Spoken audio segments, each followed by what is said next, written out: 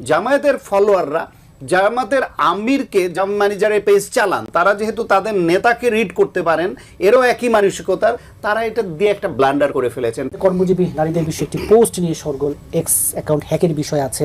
মানে এবার নির্বাচনে খুব বেশি এই যে নারী এবং মুক্তিযুদ্ধ কেন আলোচনা আছে? নির্বাচনে কথার উত্তেজনা আছে, আর একটা হচ্ছে গিয়ে বাজে কথা নিয়ে পরে উত্তেজনা সৃষ্টি, এই দুটা জিনিসই আছে। কথার উত্তেজনা হচ্ছে একে অপরকে ঘায়েল করবার জন্য যে উত্তেজিত কথা বলা, সেরকম একটা কথার উত্তেজনা আছে। সেটা বাংলাদেশে সবসময় নির্বাচনে রাজনীতিগুলো ছিল, আছে, হয়তো থাকবেও, আমি আপনি পছন্দ করি বা না করি, এবং এটা পৃথিবীর সব দেশেই কম বেশি থাকে, আছে। আর একটা হচ্ছে গিয়ে অসংলগ্ন, অপ্রয়োজনীয়, পশ্চাৎপদমুখী কথা বলে সেটা নিয়ে একটু উত্তেজনা তৈরি হওয়া এবং সেখান থেকে আবার সরে যাওয়া, অস্বীকার করা এবং সেটা নিয়েও আবার উত্তেজনা হওয়া, সেরকম। আজকে আপনার এখানে আসার আগে জামায়াতের আমিরের একটা বক্তব্য শুনতে আসছিলাম। চট্টগ্রামে অলি আহমেদ ছাতা মার্কা বোধহয় এলডিপি ওকে আছে, কিন্তু তাদের মার্কা তো ছাতা মার্কা। এই ছাতা মার্কা তার হাতে তুলে দিয়ে উনি সব জায়গায় জোটের শরিকদের অন্যদের তো মুরব্বী হিসেবে, উনি জোটের মুরব্বী না, তো জোটের মুরব্বী তার ছোট ভাই যারা আছে, বয়সে ছোট বড় যাই হোক, দল হিসেবে ছোট ভাইদের হাতে মার্কাটা তুলে দেন এবং তাদের জন্য একটু দোয়া দুরুদ পড়ে দেন। সেই হিসেবে ছাতা মার্কাটা অলি আহমেদের হাতে তুলে দিলেন এবং সেইখানে বক্তব্যে তিনি বললেন যে আপনাদের এইখানের, আপনাদের কৃতি সন্তান এই মাটির, তিনি মুক্তিযুদ্ধের সময় তিনি প্রথম বললেন উই রিভোল্ট।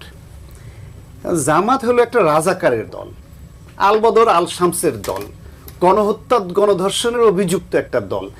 তারা মুক্তিযুদ্ধের পক্ষের এই বয়ানটা অপ্রয়োজনীয়ভাবে দিতে যায় কেন? না দিলে কোনো ক্ষতি ছিল বলেন তো?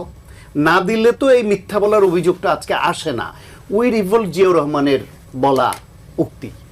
প্রথম মধ্যরাতে অস্ত্র উঁচিয়ে গুলি করে প্রথম জিয়াউর রহমান বলছেন উই রিভোল্ট, এবং এর মাধ্যমেই পাকিস্তানি বাহিনীর বিরুদ্ধে একটা রিভোল্ট বা বিদ্রোহ শুরু হয়। এটা একেবারে শতসিদ্ধ প্রমাণিত সত্য। সেই সত্যের বিপরীতে দাঁড়িয়ে জামায়াতের আমির বলছেন, অলি আহমেদ বলছে উই রিভোল্ট। আমার ধারণা অলি আহমেদ লজ্জিত হয়েছে এটা শুনে, উনি কিছু বলেন নাই তখন। এখন জামায়াতের আমিরের এই বক্তব্যের সঙ্গে অলি আহমেদ যে জিয়াউর রহমান উই রিভোল্ট বলছে, জিয়াউর রহমান স্বাধীনতার ঘোষণা দিয়েছে, এই রিলেটেড তার যে ইন্টারভিউ আছে সেগুলো জুড়ে দিয়ে এখন সব জায়গায় যাচ্ছে সোশ্যাল মিডিয়ায়। তো এই ভদ্রলোকের বা তার জোটের বা তার দলের কি উপকারটা হলো না অপকার হলো তিনি বুঝতে পারেন? আসলে এই রাজনীতির মাঠে এখন নির্বাচনে তারা একটার পর একটা ধাক্কা খেয়ে হারিয়ে ফেলছেন। জামায়াত ইসলাম কিন্তু অনেকখানি এগিয়েছে রাজনীতিতে, জনসমর্থন, এটা বোঝা যায়। কিন্তু আমার ধারণা তারা এই খেয়ে হারিয়ে ফেলে একটার পর একটা ব্লান্ডার করবে এবং যত নির্বাচনের দিন ঘনিয়ে আসবে তারা যতটুকু সমর্থন পাবে বলে প্রত্যাশিত ছিল অনেকের কাছে, সেটা ডে বাই ডে কমতে থাকবে তাদের এই অসংলগ্ন কথা আচরণের কারণে। নারীদের নিয়ে প্রথম কথা হলো না, আর আল জাজিরার যে ইন্টারভিউটা, সেই ইন্টারভিউটাও নারীর প্রগতিশীলতা, নারীর যে এগিয়ে যাওয়া, তার যে স্বাধীনতা এবং নারীর যে অধিকার, তার সঙ্গে সামঞ্জস্যপূর্ণ না। তারা ধর্মীয় রাজনীতি করেন, তাদের দৃষ্টিভঙ্গিতে সেটা করেছেন, মানলাম। হুবহু উনি ওই ইন্টারভিউতে যেই কথাগুলো বলেছেন তার সব কথাগুলোর সঙ্গে এটাকে মানে একরকম কর্মজীবী নারীদের পতিতার সঙ্গে তুলনা করে শুধু এই শব্দটা যোগ করে একটা এক্স পোস্ট হয়ে গেল। সেটা নিয়ে যখন বিতর্ক হলো, তারপরে আমার ধারণা এই যে বড় বড় নেতারা তাদের যে এই যে এক্স বলেন, ফেসবুক পেজ বলেন বা সোশ্যাল মিডিয়া ডিল করে, এটা নিজে তো করেন না, এত সময় তো এদের নাই, একটা টিম থাকে। এখন জামায়াতের নারীর প্রশ্নে তাদের দৃষ্টিভঙ্গি কি সেটা কিন্তু আমরা জানি, তাদের বক্তব্য জানি, তাদের আচরণে জানি, তাদের অতীত ভূমিকা জানি। ফলে তার টিমে তার যে কর্মী বাহিনী তারাও ওইটা রিড করতে পারে তার আমির বা তাদের নেতারা কি চায়। হয়তো সেই ধারণা থেকে ওই আল জাজিরার ওই বক্তব্যটাকেই হুবহু ওইভাবে শুধু একটা শব্দটাকে যোগ করে, এবং এটা খুব সুন্দর লেখা, কিন্তু ইংলিশে যে পোস্টটা, এটা যেন তেন কাঁচা হাতের লেখা না, এবং ঘুরিয়ে এমনভাবে লিখছে যে সরাসরিও বলে দেয় নাই। যদি জামায়াতকে জড়িয়ে এরকম একটা হাইপ তোলার জন্য কোনো গোষ্ঠী করতো তাহলে এই ভাষার লেখা হওয়ার কথা না। এক, দ্বিতীয় হলো গিয়ে এরপরে উঠলো বললো যে হ্যাক হয়েছে। হ্যাক হওয়া নিয়ে কয়দিন ধরে প্রত্যেকেই একটা কথা বলছেন, আমার কিন্তু ফেসবুক পেজ একাধিকবার হ্যাক হয়েছে এবং সেই হ্যাক হওয়া ফেসবুক যারা উদ্ধার করে দিয়েছেন তারাও আমাকে এখন বলছেন আপনি ওটা নিয়ে পোস্ট করলেন, আপনার আইডিও তো হ্যাক হয়েছিল, আমি কত ঘন্টায় উদ্ধার করে দিয়েছিলাম। কত ঘন্টায় না, বেসিক্যালি একদিন পরে উদ্ধার করে দিয়েছিল। কিন্তু সেই উদ্ধার করবার জন্য আমাকে আইডি কার্ড হাতে নিয়ে ছবি তুলে পাঠাতে হয়েছে, অনেক প্রশ্নের জবাব দিতে হয়েছে, আমার ইমেলে তাদের তার আগে যখন হ্যাক করে তার আগে মেসেজ আসে সামওয়ান অন্য কোনো ডিভাইস থেকে যাচ্ছে।